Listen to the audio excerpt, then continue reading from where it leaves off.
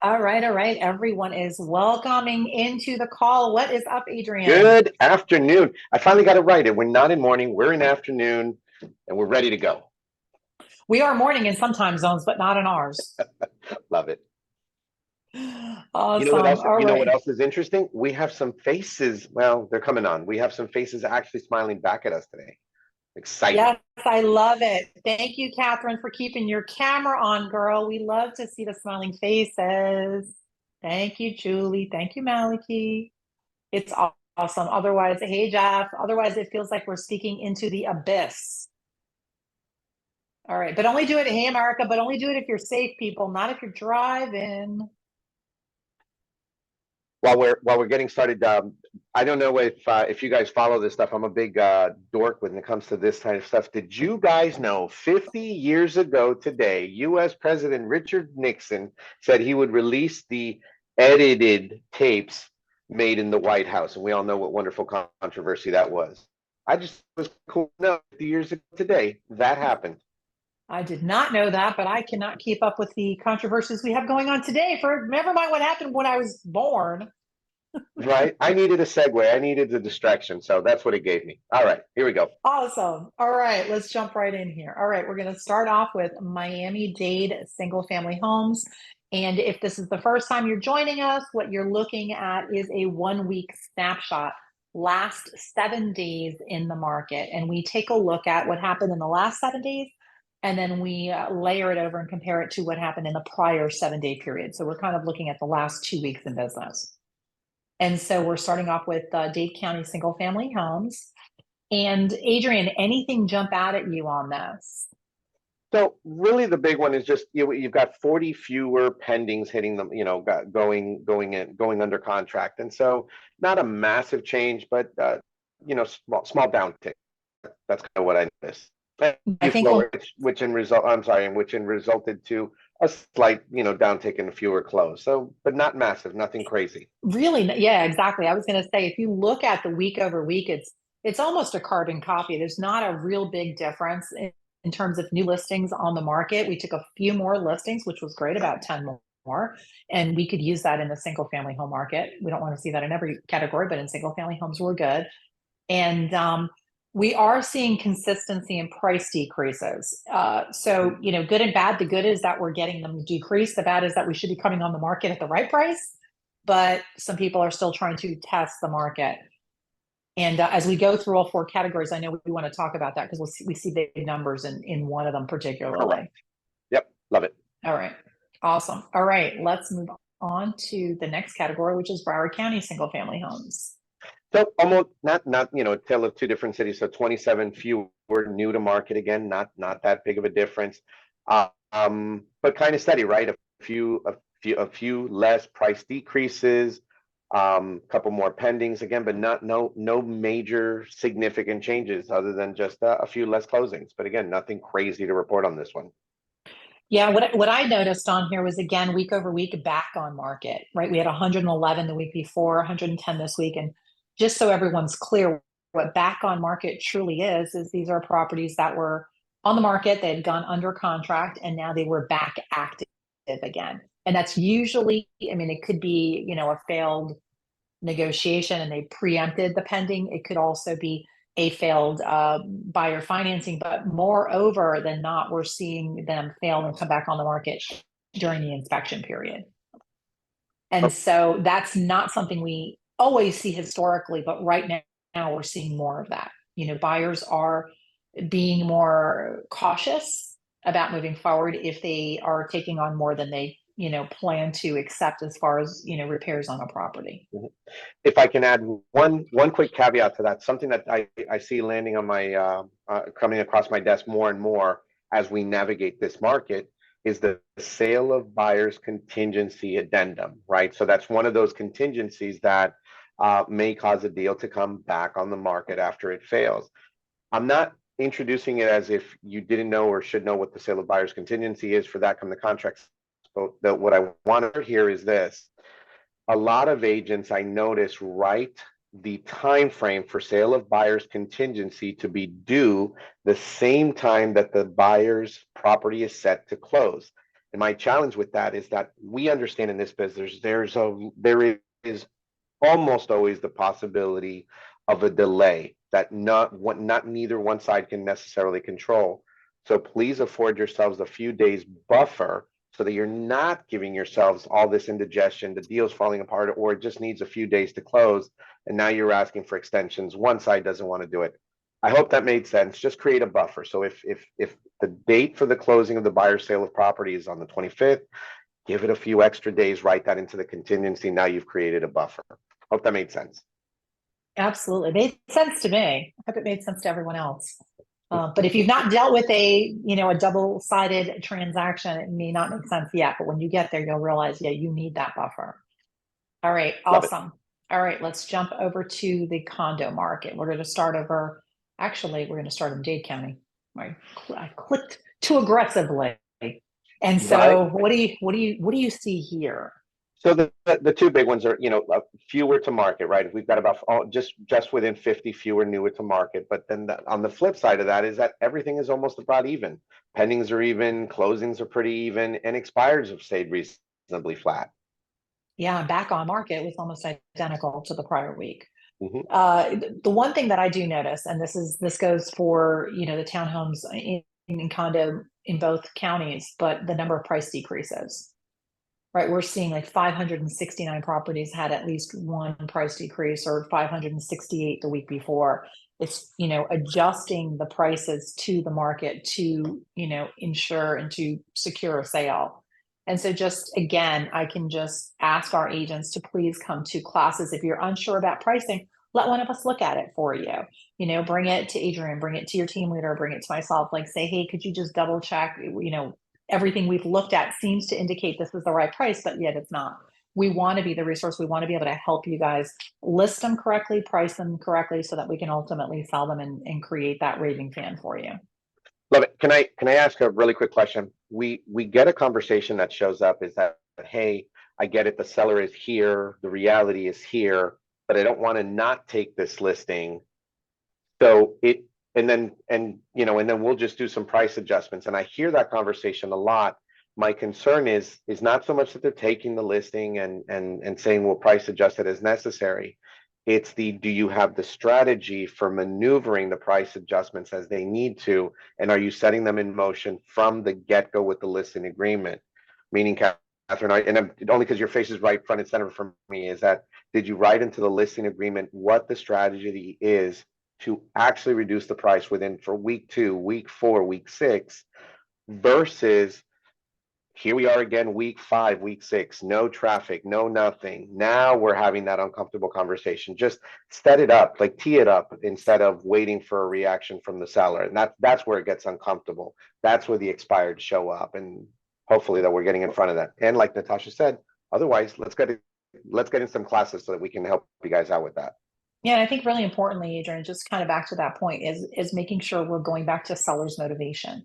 In this particular category of property type, because if you came to the stats that we did, whether it was Broward or Dade in the last 7 to 10 days, or you downloaded all those stats for yourself that we provide you, what you will notice is that in Dade County and in Broward County, once we're in the condo townhouse market, we are, the market has already shifted and we are now in a buyer's market, which means that if we want to affect a sale, we have got to be accurate with our pricing, and our sellers need to have the right motivation. Depending on the price point, we could have a listing for a few months or a few years. So we want to be clear on that. Awesome. All right. Let's move in to our final category, which is our Broward County condo and townhome. So before you ask, what's the one that jumps out? Holy mackerel, have you seen those price decreases? Look at that number, 751. So same story, just exponentially larger, right? Is that, oh my gosh, I'm happy to see that the price adjustments are happening. The concern is it because of strategy and we just caught the right time, or are the sellers frustrated and now we're just making all these adjustments to the market to finally move property after the fact? I think it's a combination, right? I think when we think about what properties we have more of, what are we building more of in both counties, doesn't matter which county, because it's an imaginary line, especially going up the coast. you have got more vertical properties going in. Mhm. And so we've got more competition coming in this price, in these property types and in a lot of these price brackets. And with that, you're talking about brand new properties versus resale properties. And the thing that we're dealing with in this segment of the market is the insurance as well as the surf side. So we're kind of hit with three different individual situations at the same time. And Got it. so when you're thinking about it, that's one of the reasons why we're seeing the price adjustments. The blessing That's that the we question. have in our market. I'm sorry, Yeah, Adrian, the go ahead. blessing. No, no, I was just gonna say, so if the seller didn't have enough to worry about, right? Condo reform, insurance, lending, feasibility, newness of what's in your market, because you got to pay attention to it. Love it.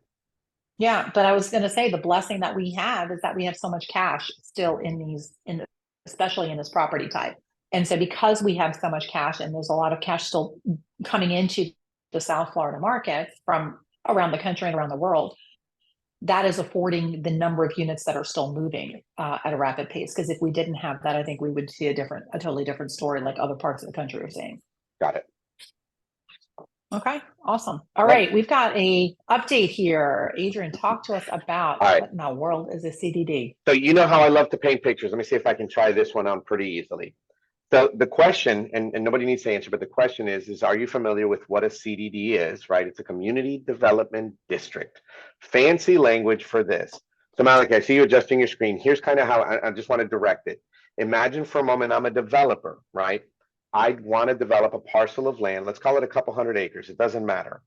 And I have the money to build the homes. I have the money to build the clubhouse and a bunch of other stuff, but I don't have the money to put up the roads. I don't have the money to put up the utility, the street lights, the park that's going to be in there. So I go to the municipality, the city, and I say, hey, can I borrow $40 million so I can complete this project?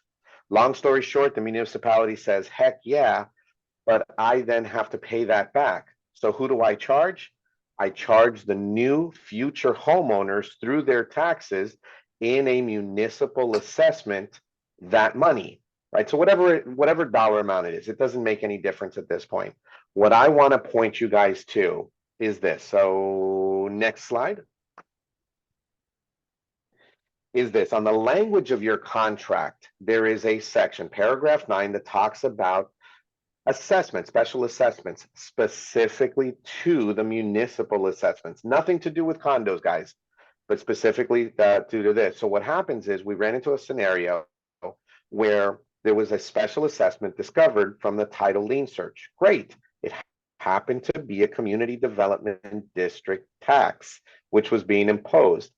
And one of the coolest things about the language of the contract is it's already written in there as to how we proceed. And it says that particular line item does not apply. So it says it shall not apply to a special benefit tax lien imposed by a community development district, so a CDD. And so Maliki, here's kind of what I'm just saying. The municipal liens of search comes back and it has, let's just call it $20,000 owed to the CDD. The seller said they would be in agreement to pay it in full. Here's the reality. The language of the contract negates it and says you can't pay it in full, even if you wanted to. The municipality doesn't want your check. They want to be able to continue to charge and to collect fees in the future. It makes the municipality look more flush with cash because the P&L shows records of receiving money. Without all that explanation, the point of this is that the language of the contract would dictate that you cannot add that line item back to the seller. It omits it. We got into a whole bunch of fights on this. They added this a couple of years ago. So I just want to make sure that you guys were aware of it. It showed up, and I have a feeling we're going to see more of this over the next couple of months. All right. Thank you, Maliki. Awesome. Thumbs up. I'll take it. Awesome. All right. And if you run into anything with a property with a CDD on it and you're not sure what when the consumer has questions and you're not sure about it, get it in front of Adrian first and get his eyes on it. Make sure he's taking a look at it for you. I heart y'all. Awesome. All right. Just a couple of quick reminders. Most of you know this already, but we are having our Keller Williams Red Day coming up in a week and a half from this week, Thursday. We have 3 different opportunities for you to join. You can join what your market center is doing, or if you feel free, if you're in a different area or maybe your heart is pulling you to a different organization, feel free to jump in with one of the others. That's why we're showing you all of them. So our Keller Williams Central Market Center and Keller Williams Legacy have partnered together, and they're doing Feeding South Florida. You've got the QR code up on the screen. If you're interested in working in Feeding South Florida, you can sign up there. It'll give you, and then you can choose the times that you want to contribute. So this is an indoor opportunity, and you're going to be, I don't know, I can't tell you what you could be doing, but you might be cutting green beans, you might be stacking vegetables, you might be, there's all sorts of different things that happen at Feeding South Florida, but they're an incredible organization. Should I tell them that they include music when doing this project? It's pretty cool. You But will this be one moved. does. You Feeding will South be Florida is a moving. great, yeah, Feeding South Florida is a great organization. We've done them before. So love that. All right, let's go to the next one. Oops. All right, let's start with Miami Beach then. Miami Beach is going to be supporting Lotus House. So if you, Lotus House is a organization that works with women and children that are transitional or without housing, so homeless, but the shelter is only available for women and children. Lots of different opportunities here. They've got a thrift shop. We need a culinary team, lots of different things that we are doing here with that. And so you've got a QR code. Their QR code is a little strange, but it does work. I did test it. And you can do that. And please sign up. We need to know, and they need to know who's actually going to be coming there. And then last but not least, my clicker, is the Pembroke Pines Market Center is going to be working with the Southwest Focal Point Community Center. They are a double-edged sword community center. They work with adults with special needs as well as the elderly. And we've got a painting project. So if you've got painting skills, they need you. They are going to have a gardening project. So if you've got gardening skills, they need you. And then if you just like ice cream, there's going to be an ice cream social. And so you can come have that too. So there's their QR code and sign up, like I said. Make sure whichever red day you choose to join, you wear a red shirt. If you don't have one of these flyers just had where you can order your KW red shirt, or just wear a red t-shirt so that everybody knows you're with us and we're all together. And Adrian and I, along with Davies, will be making the rounds with all of the market centers. And that is what I have for you today, as well as I just always want to thank our business partners, Top Flight Financial and Universal Title, for all of their amazing support in our business and all of your businesses every day. And as we wrap up and say goodbye for the day, I just want to share one of our team members, Davies Herrera, who you all know, had a really large scare this weekend and brought her child into a doctor's appointment for what we thought was a cold, for them to diagnose that he was having some significant heart issues. And I just want you to know, Davies is an amazing member of our leadership team. And she is family to all of you, because if you ever need anything, no matter what, we know at night, on weekends, whatever she's doing, she jumps in and helps. And so I just want you all to say a prayer for Zeke and a prayer for Davies, and send her a word of encouragement and let her know we're cheering for her. We got her back. And if you have any tech needs, please see your local market center. We've given her grace this week, and we need her to focus on what she needs to do right now, which is her son. And so I just wanted you all to know that from the bottom of our hearts. We're family, and this is how we roll. So. Any last words, Adrian? No, other than just someone smarter than me said it, we do life together, and sometimes this is what shows up in life, and we will do it together. We will press forward together. Love that. That's it. All right, everyone, have an amazing week. Stay strong, stay smart, and go sell something. Love y'all.